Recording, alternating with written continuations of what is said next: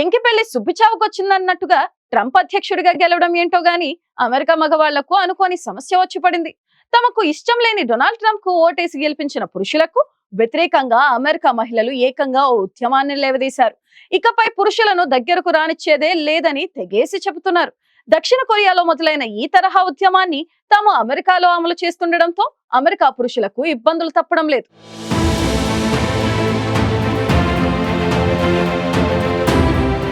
మగవారితో sex కు no, పిల్లలు కనడానికి no, అసలు ట్రంప్ను గెలిపించడానికి మీకెన్ని గుండెలు అంటూ అమెరికా మహిళలు అక్కడి పురుషులను నిలదీస్తున్నారు.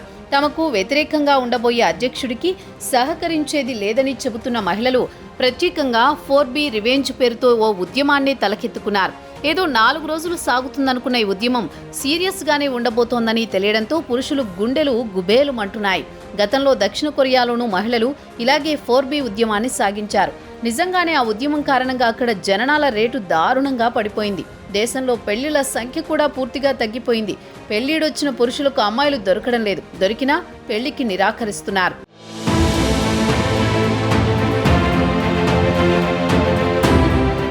ఇప్పుడు దక్షిణ కొరియాలో అదో సోషల్ సమస్యగా మారిపోయింది. ప్రభుత్వమే దిగివచ్చి మహిళలను బతిమిలాడినా పెళ్లిళ్లకు సస్సేమిరా అంటున్నారు. ఇప్పుడు అదే ఉద్యమాన్ని మహిళలు అమెరికాలో 4B రివెంజ్ పేరుతో సాగిస్తున్నారు. ప్రస్తుతం సోషల్ మీడియాలో ఈ పోరాటం గురించి ప్రచారం ఉధృతంగా సాగుతోంది. తమ హక్కులపై జరుగుతున్న దాడులను, పలు దేశాలలో స్త్రీలు ఎదుర్కొంటున్న వివక్షపై అమెరికా ఆడవాళ్ల ఆగ్రహం ఒక ఉద్యమ రూపాన్ని తీసుకుంటోంది. ఈ ఉద్యమానికి దక్షిణ కొరియాలో పుట్టిన 4B ఉద్యమం స్ఫూర్తిగా నిలుస్తోంది. డొనాల్డ్ ట్రంప్ అమెరికా ఎన్నికల్లో గెలిచిన మరుసటి రోజే 4B ఉద్యమం గురించి గూగుల్లో 2 లక్షల మంది సెర్చ్ చేశారు. అక్కడి మహిళలు కొందరు తాము కూడా 4B ఉద్యమంలో పాల్గొంటున్నట్లు ప్రకటించారు.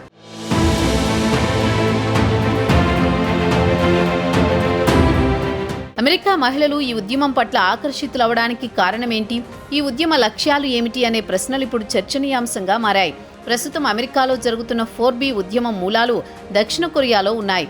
అక్కడి మీటూ ఉద్యమం నుంచి 4B మూవ్మెంట్ పుట్టుకొచ్చింది. దక్షిణ కొరియాలో లింగ అసమానతలకు నిరసనగా ఆ దేశ ఫెమినిస్టులు ఈ ఉద్యమాన్ని ప్రారంభించారు. అసలు ఇంతకీ 4B అంటే అర్థం అన్నది చూస్తే అక్కడి భాషలో బి హాన్ అంటే నో మ్యారేజ్, బి ఎనే అంటే నో డేటింగ్ అనే అర్థం, ఇక బి సెక్స్ అంటే నో సెక్స్ అని అర్థం, బి చుల్సన్ అంటే నో చిల్డ్రన్ లేదా నో పిల్లలు అని అర్థం. మొత్తంగా చూస్తే నో పెళ్లి, no dating, no sex, no పిల్లలు కనడం, ఇలా 4 నోలతో అక్కడ ఈ ఉద్యమం జోరుగా సాగుతోంది. మహిళలు మనస్ఫూర్తిగా ఈ ఉద్యమంలో పాల్గొంటున్నారు.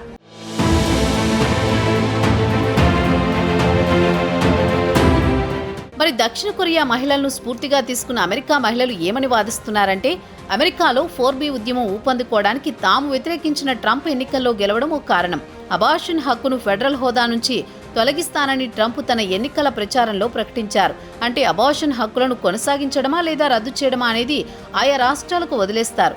అలా చేయడం అక్కడి వారికి నచ్చలేదు. నిజానికి మెజారిటీ రిపబ్లికన్లు బాహాటంగానే అబార్షన్లను వ్యతిరేకిస్తున్నారు. ట్రంప్ గెలిచిన రాష్ట్రాల్లోనూ అబార్షన్ హక్కుపై తీవ్ర వ్యతిరేకత ఉంది. దీంతో ట్రంప్కు మద్దతుగా నిలిచి ఆయనకు ఓటు వేసిన మగవారిని దగ్గరకు రానియమని కొందరు మహిళలు బాహాటంగానే ప్రకటించారు.